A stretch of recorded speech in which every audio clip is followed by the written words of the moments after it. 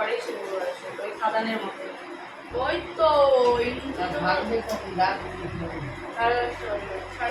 ঘন্টা আড়াই ঘন্টা শো।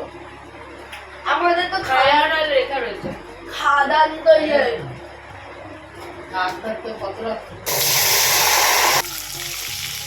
ঘড়ির কাঁটায় 7:17 সকাল।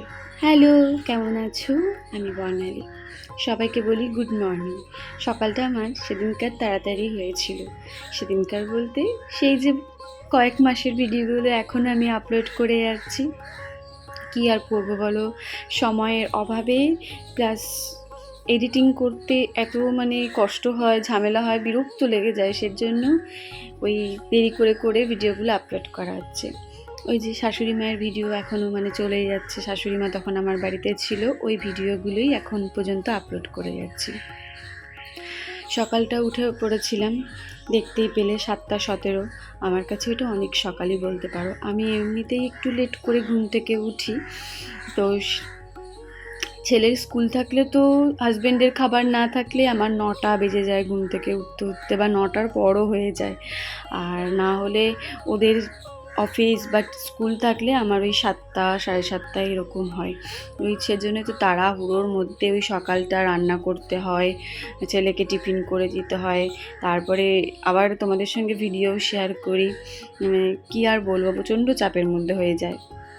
তো সেদিনকার দেখলে সকালে চাটা করে দিয়ে তারপরে বসেছিলাম, বসে শাশুড়ি মায়ের সঙ্গে গল্প করছিলাম।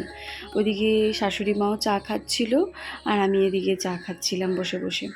তো সেদিনকারে টিফিনে করেছিলাম পোহা।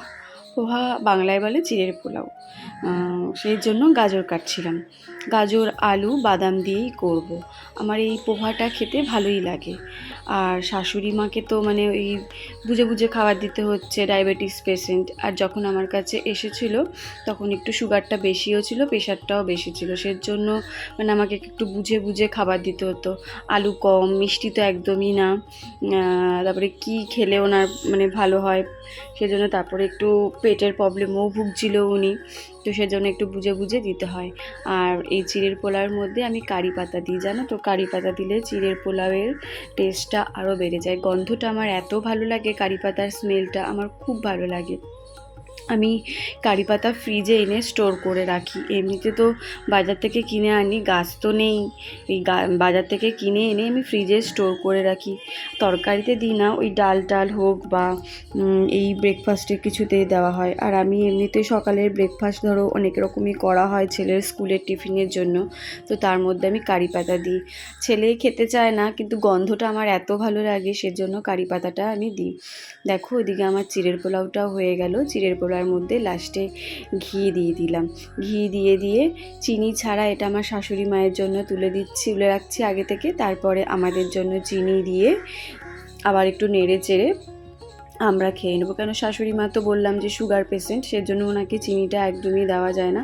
খায় উনি তো এমনিতে চিনি খায় না, আর যদিও বা কোনো সময় খায়। আর এমনিতে যখন এসেছিল আমার কাছে, ওই ডক্টর দেখাতেই তো আসে, ওই যে বললাম সুগারটা একটু হাই ছিল, সেজন্য চিনিটা একদমই টোটালি বন্ধ। উনি এমনিতেই চিনিটা টোটাল পুরো বন্ধ, চিনি খাই না উনি। চাও আজ কয়েক বছর হয়ে গেল সুগার, চা ছাড়া চিনি চিনি ছাড়া চা খায়। আর ওইদিকে দেখো বরমশাইকে খাবার টাবার দিয়ে তারপরে আমি এদিকে রান্না করে নিচ্ছি। রান্না করেছিলাম নিরামিষই সেদিন ছিল, উচ্ছে দিয়ে ডাল করেছিলাম আর লাউ শাকের তরকারি।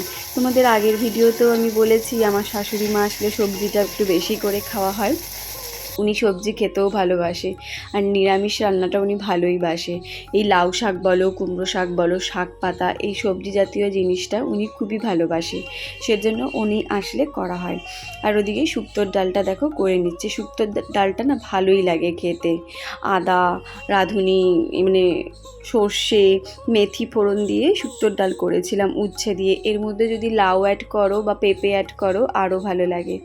লাস্টে আমি একটু ঘি দিয়ে দিলাম। আর নিরামিষ রান্নাতে আমি একটু ঘি দিই। ওদিকে কচুর তরকারিটাও হচ্ছিল পাশে, আর এদিকে ডালটাও হচ্ছিল। দেখো ডালটাও সাঁতলে নিলাম, কচুর তরকারিটাও ওদিকে হয়েও গেল। এরপরে বসাবো লাউ শাকের তরকারিটা।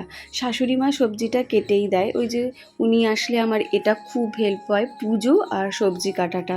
সবজি উনি কেটে টেটে রেডি করে দেয়। উনি এক এক সময় রাত্রেবেলাতেও কেটে রাখতো, কেননা সকালবেলায় যে আমি তাড়াহুড়ো করে রান্না বসাবো সেজন্য বলতো মাম্পি আমাকে দাও সবজিগুলো, আমি সব রাতে কেটে রাখি। তো উনি কেটে দিত। ওদিকে দেখো গল্প করতে করতে রান্নাটাও হয়ে গেছে। তারপরে হাজবেন্ডের জন্য টিফিন বক্সটা বেড়ে দিচ্ছি। ও চিড়ের পোলাও খেয়ে যায়, আর এই লাঞ্চ বক্সটাকে রেডি করে দিচ্ছিলাম। ভাত টাতগুলোও নিয়েই যায়। লাঞ্চ বক্স রেডি, ওদিকে হাজবেন্ডকে দিয়ে দেবো খাবারটা। তো ততক্ষণে ভিডিওটাও শেষ করি। ভিডিওটা ভালো লাগলে লাইক কমেন্ট করো, যারা আমার চ্যানেলটা এখনও সাবস্ক্রাইব করোনি সাবস্ক্রাইব করতে ভুলো না। টাটা।